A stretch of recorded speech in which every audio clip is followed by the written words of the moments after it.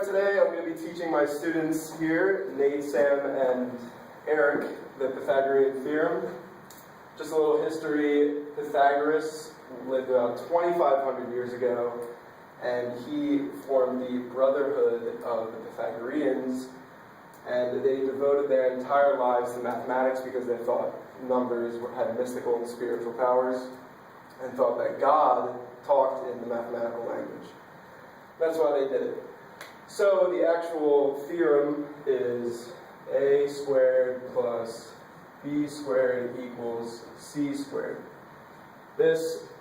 Each letter here corresponds to a side of a right triangle. Right triangle being one that is 90 degrees with a little square signaling that it's 90 degrees here, and 45 on the other two. This being A, B, and C.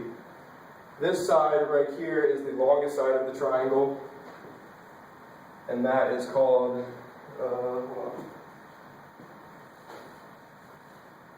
this side is called the hypotenuse.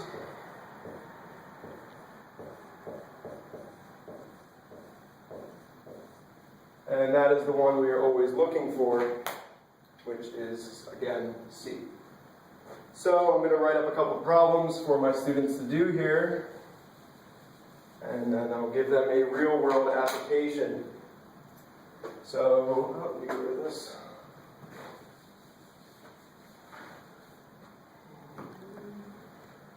So again, we have a right triangle, and we're going to make this side 3 inches, the bottom side 4 inches, and this is our C.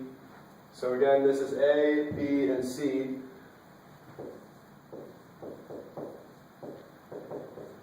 This is just a formula to base off, to put our numbers into the corresponding letters. So A would be 3, B being 4, and C is our unknown, which we are looking for. So Nate, you want to finish this equation for me?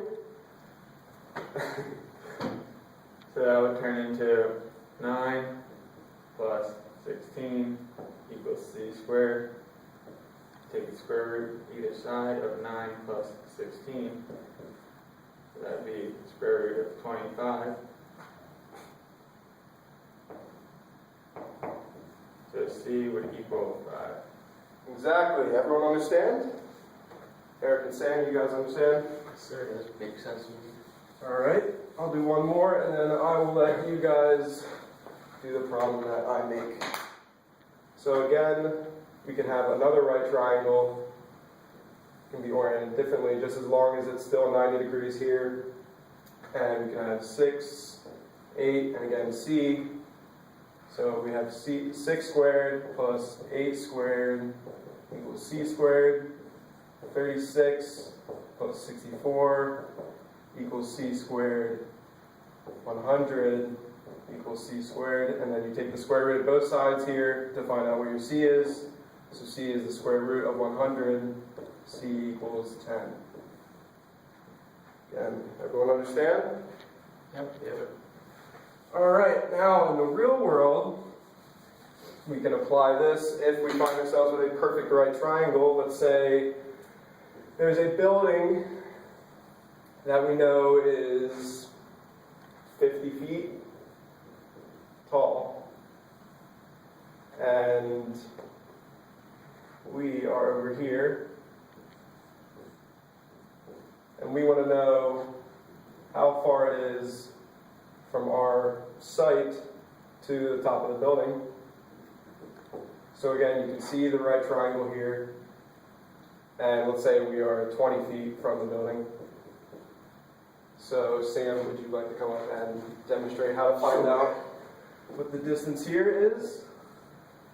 Well, I believe 20 would be A, since that's the short side, so 20 squared plus 50 squared. And we'll find our last side, C, C squared. Well, it's D for distance. D, alright.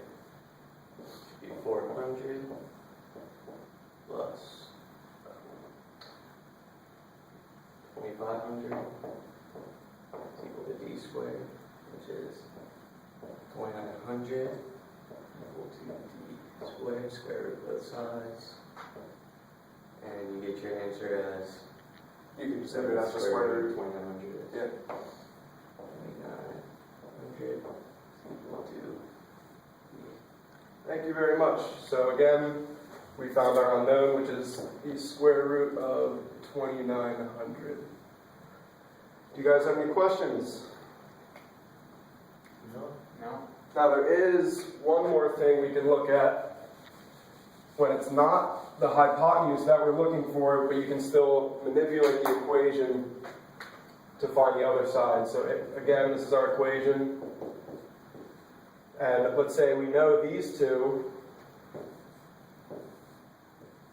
So let's say C is the 5, and we have B being 3. So here we are looking for the A squared plus 9 equals 25.